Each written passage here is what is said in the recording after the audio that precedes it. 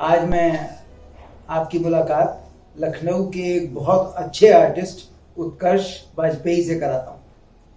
उत्कर्ष वाजपेयी मैं देख रहा हूँ पिछले कई वर्षों से लखनऊ में थिएटर में और फिल्म इंडस्ट्री में बहुत अच्छा काम कर रहे हैं, तो सोचा कि आज आप सबसे मुलाकात कराई जाए। वाजपेयी जी, आमने सामने में आपका स्वागत है।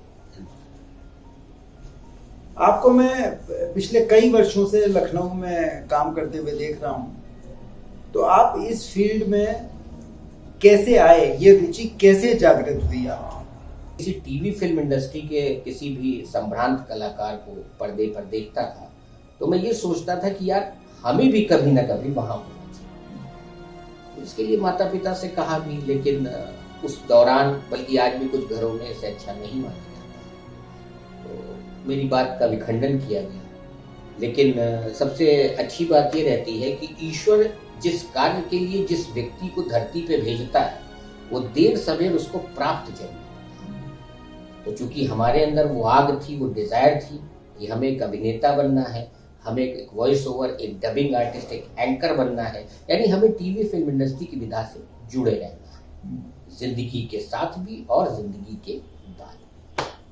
तो जैसे बचपन में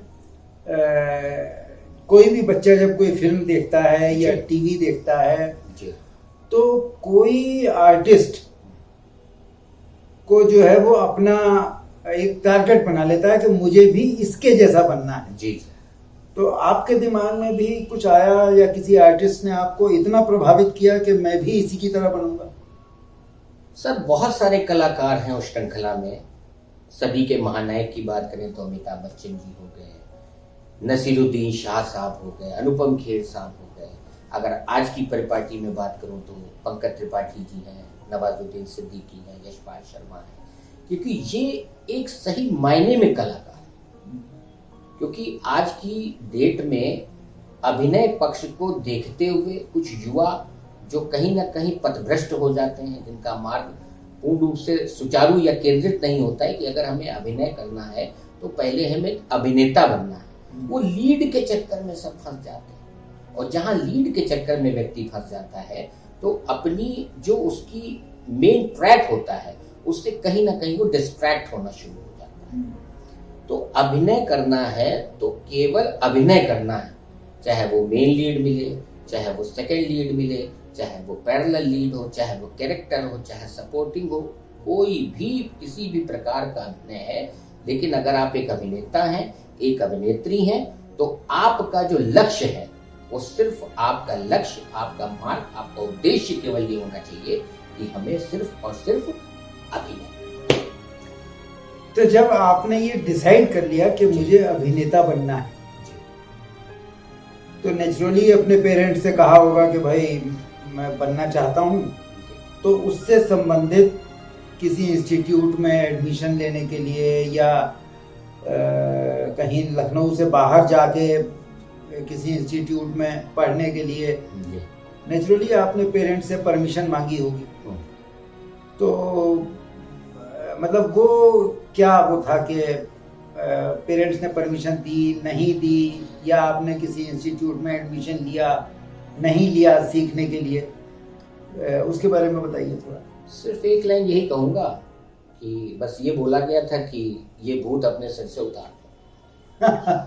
क्योंकि ये भूत ऐसा होता है कि इसमें सुरक्षा नहीं होती, और वो सही है, वो सही कह रहे थे, और लोग आज भी अगर ऐसा मानते हैं, ऐसा सोचते हैं। लेकिन ये जो सुरक्षा की दृष्टि है ये सर आप पे निर्भर करती है कि अगर आपके अंदर वो काबिलियत है, वो कुव्वत है, तो आप अपने आप को इसी इंडस्ट्री में सुरक्षित कर लेंगे। यानी अगर आप अपने आप को प्रूव कर देंगे तो आपको काम आना वाजिब हो जाएगा। यानी ऐसा नहीं है कि अगर अभिनय आप कर रहे हैं और आपके अभिनय में कोई दमखम नहीं है तो फिर आप भूल जाइए, फिर आप कहीं और अपना समय व्यर्थ कीजिए। मतलब इस क्षेत्र में कड़वा और सच आपको स्वयं को प्रूफ करना पड़ता है कि मैं काबिल हूँ, हाँ, मैं अभिनेता हूँ जी, ये प्रूफ करना पड़ता है, तब आपकी डिमांड बढ़ती है। आप अभिनेता हो चाहे अभिनेत्री हो, लेकिन आपको अभिनय का पक्ष रखना पड़ता, क्योंकि आप एक एसेट हैं सर, आप एक प्रोडक्ट हैं। आपकी जो मार्केट वैल्यू है जब तक वो नहीं बनेगी तब तक आपको कैसे कोई बराबर काम देता रहे, ये असंभव बात है। तो ये आपने कैसे सीखा, मतलब अभिनय में इम्प्रूवमेंट कैसे आया? सर ये इम्प्रूवमेंट की अगर बात की जाए तो जो सीखना होता है वो व्यक्ति को जब तक वो जीवित अवस्था में होता है तब तक सीखते रहना चाहिए। और हमारी फील्ड सर एक ऐसी फील्ड है कि आपको प्रतिदिन सीखना है। मतलब यहाँ वो कहावत चरित्रार्थ हो जाती है कि हमें डेली कुआं खोदना है और डेली पानी निकालना है। जिस दिन आपने ये सोच लिया, चंद पैसे आपके पास आ गए, आप एक मुकाम भी हासिल कर ले गए, थोड़ा बहुत शोहरत इज्जत भी आपको मिल गई, लेकिन अगर आपने ये सोच लिया आप बस, तो वहीं से सब बस हो जाए। इसका एक बहुत अच्छा उदाहरण मैं देना चाहूंगा। फिर सदी के महानायक की याद आ जाती है, अमिताभ बच्चन, श्री अमिताभ बच्चन की, क्योंकि आज भी वो उसी डेडिकेशन के साथ लगे हुए हैं। उनके ऊपर एज भी हावी नहीं, जबकि इस उम्र में लोग चारपाई पकड़ लेते हैं, किसी को कोई व्याधि ग्रहण कर लेती है, लेकिन उनको क्यों नहीं कुछ हुआ? क्योंकि उनका लक्ष्य आज भी केंद्रित है। तो अगर आप कोई काम कर रहे हैं तो वो सिर्फ काम समझ के मत कीजिए, उसको पूजा समझ के कीजिए, क्योंकि जब आप उसको पूजा समझ के करेंगे तो ईश्वर और जो ऑलमाइटी है वो आपकी झोली में देर सबेर जरूर पुष्प अर्पित करेगा, और वो पुष्प होंगे इज्जत, दौलत और शोहरत के, अभिनय के शक्ति। मतलब सीखने की कोई उम्र नहीं होती, बिल्कुल नहीं, आप आखिरी सांस तक सीखते हैं। बिल्कुल, अगर सीखना चाहते हैं और जो कुछ आपके चारों तरफ हो रहा है जी, उसको अगर आप ठीक से ऑब्जर्व कर रहे हैं, हाँ, तो इसका मतलब ये है कि आप सीख रहे हैं। आप सीख रहे हैं। अपनी कुछ अच्छी फिल्मों के बारे में बताइए। सर 10 वर्ष का अभी मुझे जो कार्यकाल अभी पूर्ण हुआ है हाल ही में, तो उस 10 वर्ष में अगर मैंने कुल फिल्में जो मेरी रिलीज हुई हैं उसमें मैंने नाम लेना चाहूँगा सीतापुर सिटी ऑफ गैंगस्टर्स जो MX पे अवेलेबल है, भूख ताबौर जो MX पे अवेलेबल है। इसके अलावा ब्लॉकबस्टर फिल्मों की अगर मैं बात करूँ तो 14 फेरे, जिसमें विनीत जी के साथ एक संभ्रांत चरित्र निभाया, और इसके अलावा ग्रहण है, ग्रहण में पंडित की भूमिका निभाई।